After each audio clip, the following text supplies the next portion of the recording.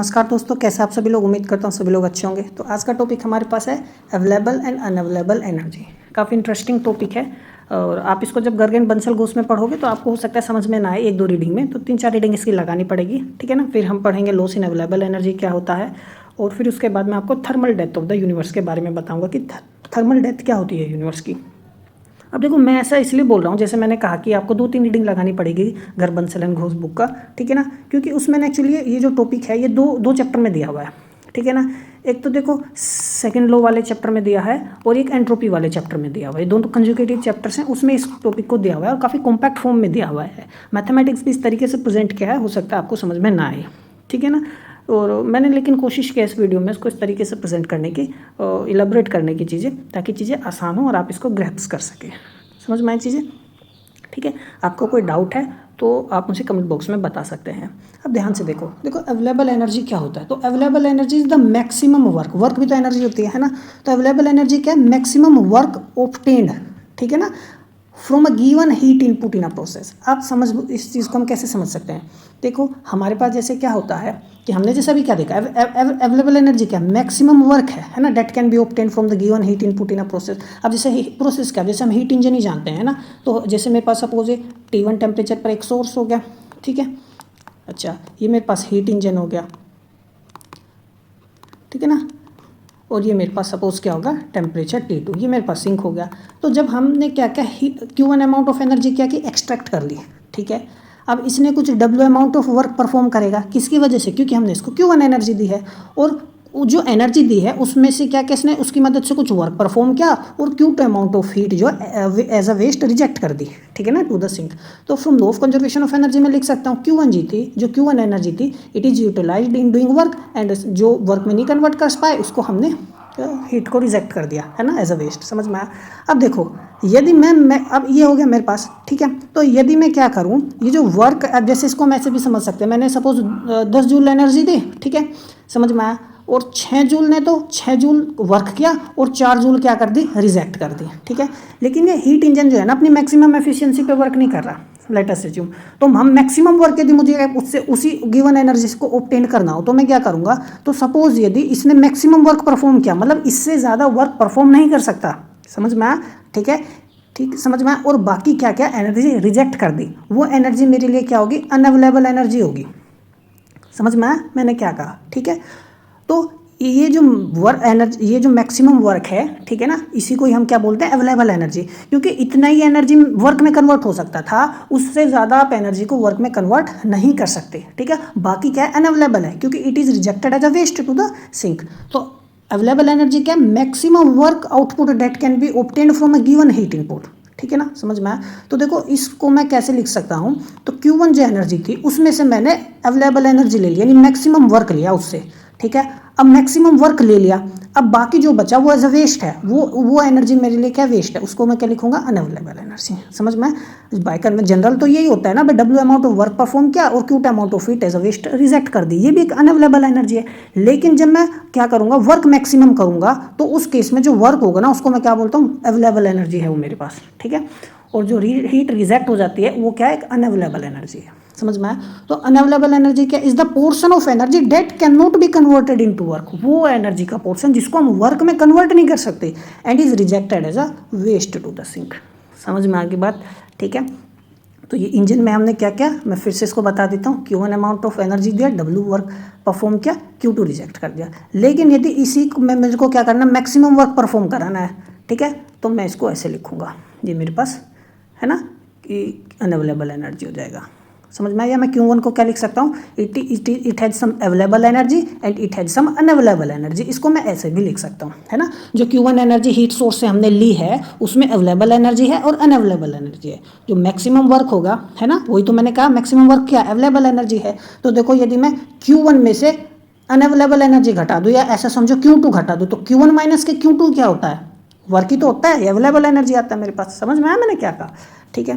अच्छा अब ध्यान से समझो, देखो हम जानते हैं कि कोई भी गिवन वैल्यू हो उस टेम्परेचर सोर्स का, ये सोर्स हो गया और ये सिंक हो गया, ठीक है। एक हीट इंजन वर्क कर रहा है इन दोनों के बीच में। तो जो वर्क ऑब्टेन्ड होगा, तो W अमाउंट ऑफ वर्क यदि है, मैं मैक्सिमम वर्क की नहीं बात कर रहा, तो देखो हम जानते हैं एफिशिएंसी क्या होती है, ये तो होती है हमारे पास W/Q1, तो मैं यदि यहाँ से निकालूँ तो मेरे पास Q1 इंटू रिवर्सिबल एफिशिएंसी आ गई, और एफिशिएंसी को मैं 1 माइनस के T2/T1 लिख सकता हूँ। यही तो होता है फॉर्मूला, ठीक है ना, समझ में आइए। जनरली हम जानते हैं हमें क्या निकालना है, मैक्सिमम वर्क निकालना है ना, या मैं कहूँ हमें अवेलेबल एनर्जी निकालनी है। अब हम क्या करना है, हमें इन दोनों का एक्सप्रेशन निकालेंगे, मैथमेटिकल एक्सप्रेशन क्या है अवेलेबल एनर्जी का और अनअवेलेबल एनर्जी का, ठीक है। तो आप ध्यान से समझो कि देखो, यदि ये हमारे पास दो प्रोसेस ओकर कर रहे हैं, एक T1 टेम्परेचर पर, एक T2 टेम्परेचर पर, ठीक है। तो जो मैक्सिमम एफिशिएंसी है फॉर गिवन T1 है ना, अब देखो मैंने आपको पढ़ाया था कि यदि मैं इसको एफिशिएंसी को मैक्सिमम कर दूं तो वर्क भी मैक्सिमम आ जाएगा। समझ में आया मैंने क्या कहा, ठीक है ना। तो एफिशिएंसी हम जानते हैं, यही तो है 1 माइनस के T2/T1। तो मैक्सिमम कैसे कर सकता है एफिशिएंसी को, ये जो T2 टेम्परेचर है ना हमारे पास, ठीक है ना, इसको हम कम कर सकते हैं। सिंक वाला जो टेम्परेचर है इसको क्या कर सकते हैं, कम कर सकते हैं। अब कम कैसे करने का मतलब क्या हुआ, देखो हमारा जो प्रोसेस है, इंजन है, वो सोर्स और सिंक के बीच में वर्क कर रहा है। तो ये जहाँ भी प्रोसेस ओकर कर रहा होगा वहाँ क्या होगा, सराउंडिंग होगी। समझ में आया मैंने क्या कहा, और सराउंडिंग से नीचे टेम्परेचर जा ही नहीं सकता है। समझ में आया मैंने क्या कहा, ठीक है ना। अब जैसे आप सपोज किसी रूम में बैठे हो, है ना, आप जैसे एज्यूम करो कि आप सपोज बाहर से आए हो, धूप से आए हो, है ना, और आपकी बॉडी काफ़ी गर्म हो चुकी है और आपका टेम्परेचर सपोज 45 डिग्री सेल्सियस है, लेटेस्ट एज्यूम, ठीक है। आप किसी रूम में आकर बैठ गए, है ना, उस रूम का जो टेम्परेचर है, एज्यूम करो कि सपोज या कोई भी बॉडी हो सकती है ना, या कोई ऑब्जेक्ट हो, ह्यूमन बॉडी हो, तो मान लो उस रूम का टेम्परेचर जो है सपोज 25 डिग्री सेल्सियस है, ठीक है। तो ये 45 से कम होगा, 40 हो सकता है, 35 हो सकता है ना, 30 हो सकता है, बॉडी का टेम्परेचर कम होगा। लेकिन रूम टेम्परेचर कितना है, 25 डिग्री, इससे कम नहीं जा सकता बिल्कुल भी। समझ में आया। तो जो एफिशिएंसी को इंक्रीज़ करना है तो हम क्या करेंगे, हम T2 को डिक्रीज़ कर देंगे, ठीक है। अब देखो, तो लोवेस्ट पॉसिबल प्रैक्टिकल टेम्परेचर जो है हीट रिजेक्शन का, सराउंडिंग में तो हम हीट रिजेक्ट करते हैं, तो वो तो लोवेस्ट पॉसिबल टेम्परेचर तो सराउंडिंग का ही है, जिसको हम क्या मान लेते हैं, T0। तो T2 let us assume is equal to T0, तो टेम्परेचर ऑफ सराउंडिंग। तो मैक्सिमम एफिशिएंसी कितनी आ जाएगी, 1 माइनस T0/T1। यानी ये इंजन जो है ना, जहाँ भी मेरा वर्क कर रहा होगा, तो सिंक का टेम्परेचर मैं क्या ले लूँगा, एग्जैक्ट ले लूँगा, सराउंडिंग जितना ही ले लूँगा। समझ में आया मैंने क्या कहा, ठीक है, समझ में आया। तो मैक्सिमम वर्क जो है हम ऑब्टेन कर सकते हैं between source temperature T1 and surrounding temperature T2। तो मैक्सिमम वर्क कितना आएगा, Q1 इंटू एन मैक्सिमम। अब देखो T2 की जगह मैंने क्या कर दिया, T0। समझ में आई इतनी बात, ठीक है ना। अब देखो, तो अवेलेबल एनर्जी क्या होता है, तो अवेलेबल एनर्जी ही क्या होता है, मैक्सिमम वर्क के इक्वल होता है। समझ में आया। तो देखो अवेलेबल एनर्जी, ये दोनों क्या इक्वल होते हैं, तो यही आ गया Q1 1 माइनस T0/T1, ठीक है। इसको बस आप ऐसे इतना याद रख सकते हो, है ना। आप चाहो तो उसको फर्दर एक्सपेंड कर लो। देखो अंदर मल्टीप्लाई करेंगे, Q1 माइनस के T0, Q1/T1 हो गया, ठीक है। Q1 as it is, T0 को, अब T0 हो गया, तो Q1 T1 को मैंने देखो क्या लिखा, ध्यान से समझो इस चीज़ को। देखो मेरे लिए ये क्या है ना, सोर्स जो है, ये तो मेरे लिए क्या होगा, सिस्टम की तरह काम कर रहा है ना। सोर्स क्या है, सिस्टम हो गया, है ना। ये एक तरीके से सिंक ले लो, सराउंडिंग ले लो। हम यही तो जानते हैं कि सिस्टम प्लस सराउंडिंग क्या होता है, यूनिवर्स होता है ना। सिस्टम से हीट निकली और सराउंडिंग में चली गई। समझ में आया। ये मान लो मेरे पास क्या कोई सिस्टम है, इससे हीट निकल के कहाँ चली गई, सराउंडिंग में चली गई। समझ में आया। सिंक एज्यूम क्या कर लो, तो सिस्टम में से कितना हीट निकला, Q1 हीट निकला, तो इसका एंट्रोपी में चेंज कितना आएगा, है ना। तो सिस्टम की एंट्रोपी में चेंज कितना आएगा, देखो माइनस के Q1/T1। और ये हीट उसने सिंक ने ले ली। समझ में आया। तो उसके लिए यदि एंट्रोपी में चेंज लिखना हो तो उसने तो गेन किया, तो उसको तो पॉजिटिव आएगा। समझ में आया, ठीक है। तो ये है, तो ये मॉडुलस यहाँ पे इसलिए लिखा हुआ है, ये पॉजिटिव लेने के लिए, है ना। तो यदि बस जस्ट मैग्नीट्यूड, है ना, समझ में आया। तो यदि आप चाहो तो इसको रहने दो, बस जितना मैंने बताया ये मॉडुलस हटा दो, कन्फ्यूज़न होगा आपको, ठीक है ना। T0 ΔS रखो, और ΔS जो है हमारे पास, ठीक है ना, ये क्या है, अभी हम इसको समझ सकते हैं क्या, increase in entropy of surrounding, है ना। वही तो मैंने कहा, सराउंडिंग के एंट्रोपी में क्या इंक्रीज हुआ है, पॉजिटिव आ गई ना टर्म। अच्छा, equal in magnitude to the decrease in entropy of higher temperature reservoir, यानी सोर्स की बात कर रहा है। सोर्स के एंट्रोपी से तो हमने एनर्जी ली है, और उसमें क्या हुआ है, डिक्रीज हुआ है ना, मैग्नीट्यूड की टर्म्स में लिखा हुआ है हमने। समझ में आया। आप चाहो तो इसको Q1 प्लस के T0, अब इसको ΔS लिखो और यहाँ क्या लिख दो, सिस्टम। समझ में आया। और सिस्टम क्या है, माइनस के Q1/T1, तो ये यहाँ जब यहाँ लिखोगे तो माइनस के Q1/T1 आ जाएगा, ठीक है ना। तो आप अपने हिसाब से लिख सकते हो या आप यहाँ तक इसको ध्यान रख सकते हो। अनअवेलेबल एनर्जी क्या है, तो Q1 में से हम क्या कर देंगे, W घटा दो, है ना, Q1 माइनस, समझ में आया मैंने क्या कहा, ये अवेलेबल एनर्जी तो है, तो देखो Q1 माइनस ये टर्म आ गया हमारे पास, तो ये तो कट जाएगा, तो ये बचा। अब देखो टी नोड हो गया और ये डेल एस हो गया, ठीक है।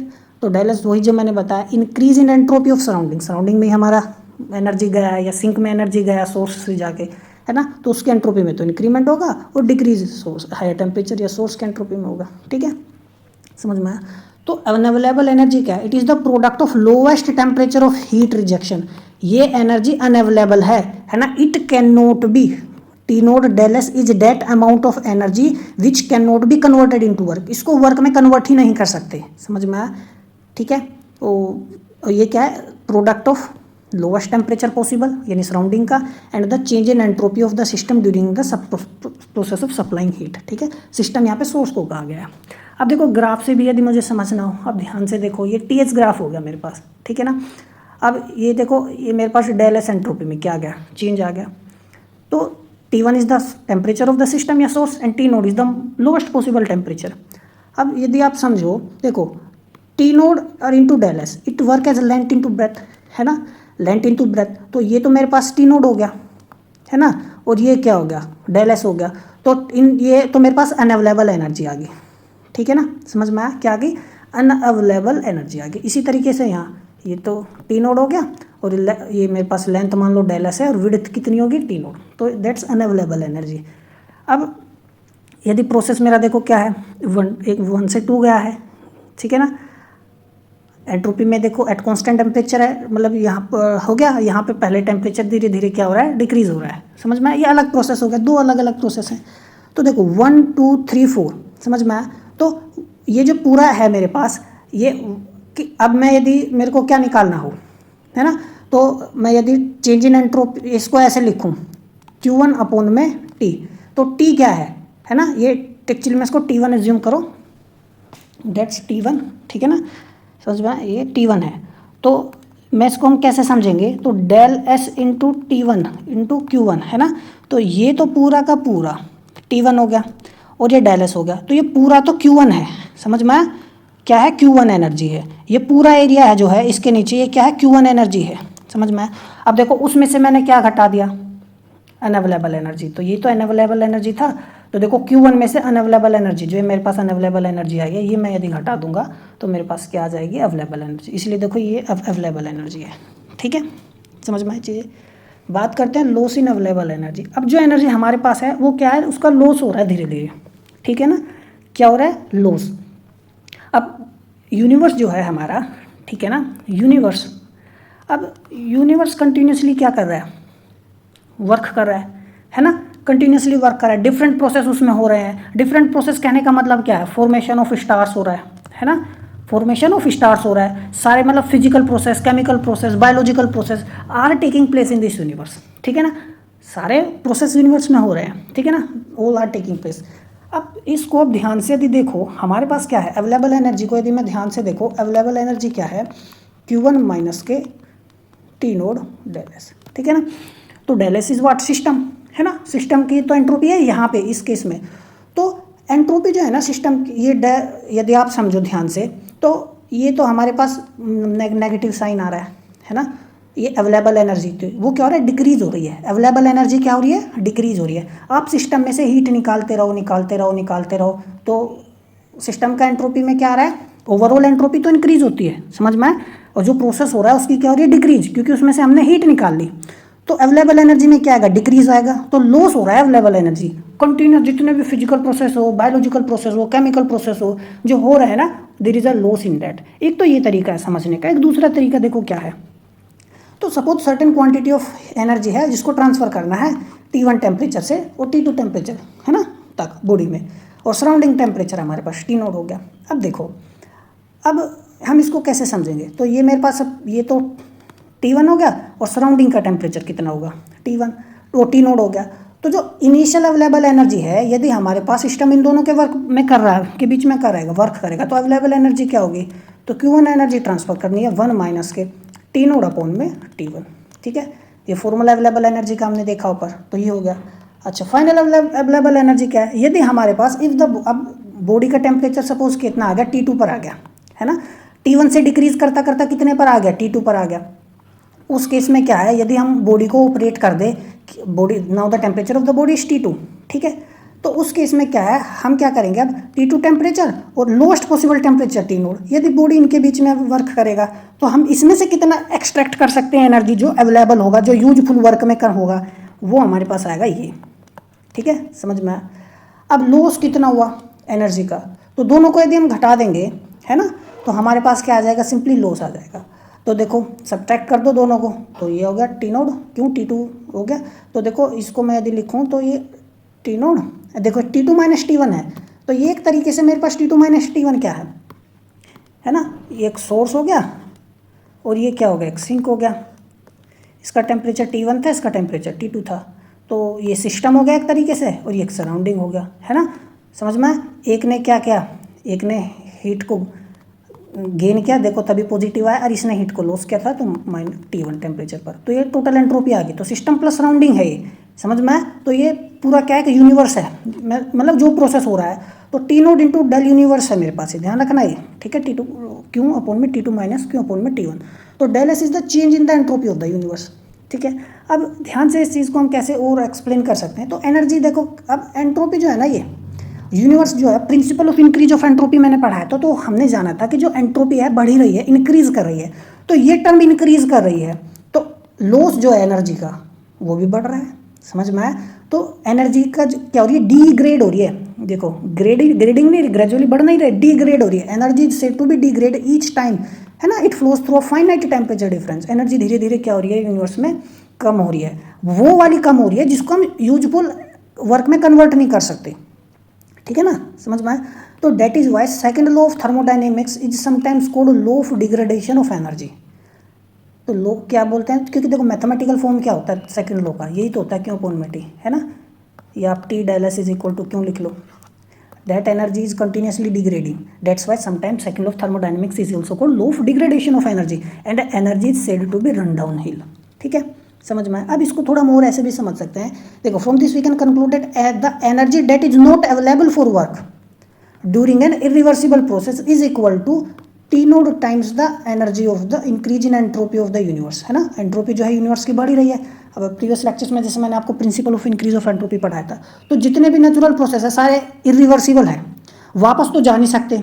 तो एनर्जी जो है ना अवेलेबल ऑफ वर्क के लिए वो कंटिन्यूसली डिक्रीज हो रही है, मतलब जितना एनर्जी जो है ना वर्क करने के लिए, तो वर्क करना क्या है, फॉर्मेशन ऑफ स्टार्स है, ठीक है ना, और जितने भी ऑल अदर फिजिकल प्रोसेस है, या और ऑल अदर केमिकल प्रोसेस है, या जितने भी बायोलॉजिकल प्रोसेस है which are taking place, they are all taking place because of energy that is doing some work, वो कम हो रही है, ठीक है ना। और एंट्रोपी क्या हो रही है, यूनिवर्स की बढ़ रही है, समझ में।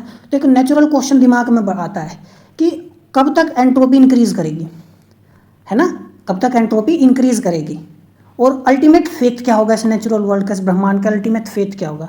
तो it is expected that eventually entropy will reach an upper limit. भाई एक ऐसा समय आएगा एंट्रोपी क्या हो रही है, इंक्रीज हो रही है, तो एक अपर लिमिट पे पहुंचेगी, ठीक है ना, समझ में आया, जिसको हम बोलते हैं थर्मल इक्विलिब्रियम, थर्मोडाइनमिक्स इक्विलिब्रियम आएगा, टेम्परेचर कॉन्स्टेंट हो जाएगा हर जगह इस पूरे ब्रह्मांड में। ये it is just an hypothesis, समझ में आया, एक हाइपोथेसिस है ये। तो ये एक नेचुरल क्वेश्चन है, राइज होता है भाई जब एंट्रोपी बढ़ रही है तो कितनी बढ़ेगी, समझ में आया। क्या ये ऐसा एक्सपेक्टेड हम जनरली करते हैं कि ऐसा भी हो सकता है कि एक अपर लिमिट जाए और उसके बाद इंक्रीज ना हो, कांस्टेंट हो जाए, है ना, बढ़ने के बाद क्या हो जाए, कांस्टेंट हो जाए। तो जो principle of increase of entropy है यही तो सजेस्ट कर रहा है कि यूनिवर्स जो है it is progressing towards a stagnant thermal state, है ना, टेम्परेचर क्या हो जाएगा अंत में जाके कांस्टेंट हो जाएगा, तो स्टैग्नेशन इज देयर, है ना। तो principle of increase of entropy यही सजेस्ट कर रहा है कि यूनिवर्स जो है थर्मल स्टेट की तरफ बढ़ रहा है, स्टैग्नेशन थर्मल स्टेट की बढ़ रहा है, ultimately leading to thermal death, समझ में आया, it is ultimately leading to thermal death.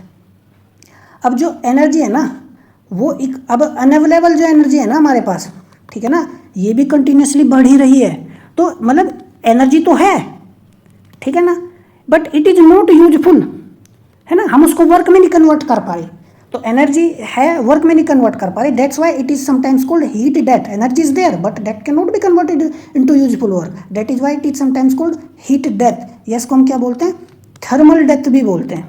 ठीक है, समझ में आया, तो ध्यान रखना. अब हम इसको और एक्सप्लेन अच्छे से इसको समझते हैं. तो थर्मल डेथ क्या है यूनिवर्स का, जिसको हम हीट डेथ बोलते हैं या बिग चिल भी बोलते हैं या बिग फ्रीज भी बोलते हैं. क्योंकि अल्टीमेटली क्या होगा, energy is there but that is not, that can not be converted into work. समझ में आया, कांस्टेंट टेम्परेचर हो जाएगा, सब कुछ फ्रीज हो जाएगा. अल्टीमेटली क्या होगा, एवरीवेयर विल बी आइस. समझ में आया मैं क्या कहना क्या चाह रहा हूँ. तो हीट डेथ थर्मल डेथ से बच्चे थोड़े नाम से कंफ्यूज होते हैं, तो वो नहीं होना चाहिए. तो देखो एक्चुअल में क्या हाइपोथेटिकल फाइनल स्टेट है, ये हाइपोथेटिकल एंड स्टेट है यूनिवर्स का, जहाँ पर यूनिवर्स की एंट्रोपी क्या हो जाएगी, मैक्सिमम हो जाएगी. ठीक है, मतलब all the galaxies will be far from each, है ना, फ्रॉम ईच अदर, एक दूसरे से बहुत दूर दूर होगी. और इस स्टेट में एनर्जी यूनिफॉर्मली डिस्ट्रीब्यूट होगी सभी में. मतलब मैंने आपको जब एंट्रोपी का कंसेप्ट पढ़ाया था तब मैंने आपको बताया था. तो डिसऑर्डर विल बी देयर, क्या होगा, disorder will be there. And all energies become uniformly distributed, eliminating any temperature difference. कोई टेम्परेचर का डिफरेंस नहीं होगा, टेम्परेचर ग्रेडियंट नहीं होगा. जब टेम्परेचर ग्रेडियंट नहीं होगा तो एनर्जी कहाँ से फ्लो होगी, एनर्जी नहीं फ्लो होगी ना. समझ में आया. तो as a result no energy can be extracted to perform work, energy नहीं एक्सट्रैक्ट कर सकते हैं वर्क परफॉर्म करने के लिए. और कोई फिजिकल, केमिकल, बायोलॉजिकल प्रोसेस नहीं होगा. समझ में आया. और ये कंडीशन क्या है, this condition is a direct consequences of irreversibility of all natural process. ये इरिवर्सिबिलिटी की वजह से ही तो हो रहा है, क्योंकि सारे प्रोसेस क्या इरिवर्सिबल है, एक ही डायरेक्शन में जा रहे हैं, टाइम ऑफ एरो की, है ना, फॉरवर्ड डायरेक्शन में जा रहे हैं. और वो क्या कर रहे हैं, एंट्रोपी को इंक्रीज कर रहे हैं. समझ में, एनर्जी जो है इस तरीके से फ्लो हो रही है कि date can not be converted into work, मतलब अनअवेलेबल एनर्जी है वो भी बढ़ रही है. समझ में आया. और हर इरिवर्सिबल प्रोसेस में अ portion of energy becomes unavailable for work, है ना, एक पोर्शन जो है ना एनर्जी का वो अनअवेलेबल है वर्क के लिए. Potential proportional to the increase in entropy of the universe, जो मैं आपको बताया. ठीक है, तो अनअवेलेबल एनर्जी बढ़ रही है, एंट्रोपी बढ़ रही है. ठीक है ना, अब वो रिवर्स नहीं हो सकता, है ना. तो that's why I am saying this condition is direct consequences of irreversibility of all natural process. Thermal death, है ना, is direct result of irreversibility of all natural process. अब देखो, because natural process can not be perfectly reversible, available energy भी घट रही है, unavailable बढ़ रही है और अवेलेबल घट रही है. ठीक है, समझ में आया. अब देखो, तो जो कॉस्मिक टाइम पर यदि हम बात करें, जितने भी स्टार्स हैं उनका जो न्यूक्लियर फ्यूल है वो खत्म हो जाएगा. सन जो है एट लास्ट इट जो उसमें फ्यूज़न हो रहा है, ठीक है, वो फ्यूज़न जो हो रहा है वो नहीं होगा. ठीक है ना, समझ में आया. ऑल जो न्यूक्लियर फ्यूल होगा वो एग्जॉस्ट हो जाएगा. It will cease to shine, matter will decay और disperse and even black holes will evaporate via Hawking radiations. Black holes जो होते हैं ना, आपको अब थोड़ा हो सकता है आपको ना समझ में आए. एक्चुअली में मेरा स्पेशलाइजेशन कॉस्मोलॉजी में ही है. ठीक है ना, तो यदि मेरे पास टाइम रहा तो मैं डेफिनेटली कॉस्मोलॉजी और एस्ट्रोफिजिक्स को कोशिश करूँगा कवर करने की. बस आप थोड़ा बहुत यही ध्यान रखो कि फ़िलहाल के लिए कि यूनिवर्स में जितने भी अदर प्रोसेसेस हैं, whether formation of stars is there, है ना, और black holes are there, star planets are there, है ना, दे विल डिके और डिस्पर्स, है ना, all the nuclear processes that are taking place in the universe, whether it is in supernova और in other form, they will cease to exist. ठीक है, सब जगह टेम्परेचर कांस्टेंट होगा और हर जगह ठंडी ठंड होगी, है ना, काफ़ी कोल्ड होगा.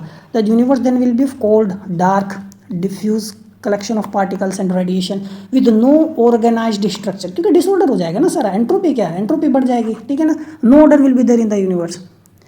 तो at this point universe will be extremely cold approaching absolute zero. जो टेम्परेचर होगा, है ना, धीरे मैक्सिमम एंट्रोपी के बाद जो टेम्परेचर हो जाएगा क्या हो जाएगा, absolute zero. It will be approximately 0 kelvin, devoid of light और एनी डिसर्निबल एक्टिविटी.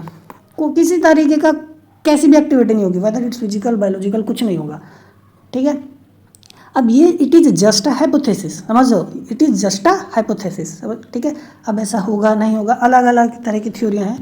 ठीक है, अब आप आगे यदि अपनी मतलब कॉस्मोलॉजी वगैरह में आप पढ़ोगे तो आप जानोगे. तो ये तो हमारे पास देखो क्या है, बिग फ्रीज है. ठीक है ना, एक होता है बिग क्रंच. बिग क्रंच में क्या होगा कि it is also just an hypothesis. देखो क्या हो रहा है, यूनिवर्स जो है उसका एंट्रोपी क्या आ रहा है, बढ़ रहा है. ठीक है ना, अनअवेलेबल एनर्जी बढ़ रही है, एंट्रोपी क्या है यूनिवर्स का बढ़ रहा है. और उसका मास इतना ज़्यादा हो जाएगा यूनिवर्स का, ठीक है ना, इतना ज़्यादा मास हो जाएगा कि it will collapse under its own gravity. समझ में मैंने क्या क्या, जो यूनिवर्स है it will collapse under its own gravity, वो अपनी ग्रेविटी के अंदर क्या कर जाएगा, कोलैप्स कर जाएगा, ठीक है ना, और it will be in a very compact form, ऐसे समझो बिल्कुल छोटा सा बन गया, ठीक है ना, और फिर उसके बाद जब ये काफ़ी कॉम्पैक्ट हो जाएगा तो काफ़ी हीट जनरेशन होगा, है ना, ठीक है, और देन इट विल क्या करेगा, ये एक्सप्लोड कर जाएगा, ठीक है, और उधर जो चीज़ें प्लैनेट्स वगैरह का फॉर्मेशन होगा इधर उधर फैल जाएगा, ठीक है। तो एक ये भी केस है कि वो एक बिग फ्रीज में ना जाके, ठीक है ना, समझ में आया, ऐसा भी हो सकता है कि जब बहुत सारे मास उसका गैदर हो जाएगा तो it will collapse under its own gravity, ठीक है। तो मैंने कोशिश किया जितना ज़्यादा हो सके आपको थोड़ा सा आसान भाषा में समझाने का, ठीक है ना, और एक लेमन लैंग्वेज में कोशिश कर रहा हूँ मैं, ठीक है ना, जो मेरा लोकल लैंग्वेज है उसमें समझाने की कोशिश कर रहा हूँ आपको, ठीक है ना। तो उम्मीद करता हूँ आपको चीज़ें समझ में आएंगी। तो जो अल्टीमेट स्टेट क्या, thermodynamic equilibrium will be there, है ना, यानी thermal depth of the universe, stagnant lifeless condition will be there, maximum entropy will be there, no further change और any activity will be there in the entire universe, समझ में आया, ठीक है। तो ये था हमारा आज का लेक्चर, और आपका कोई कन्फ्यूज़न है या कोई टॉपिक है तो आप मुझे बता सकते हैं कमेंट बॉक्स में। तो मिलते हैं अगले लेक्चर में, तब तक पढ़ते रहिए, नमस्कार।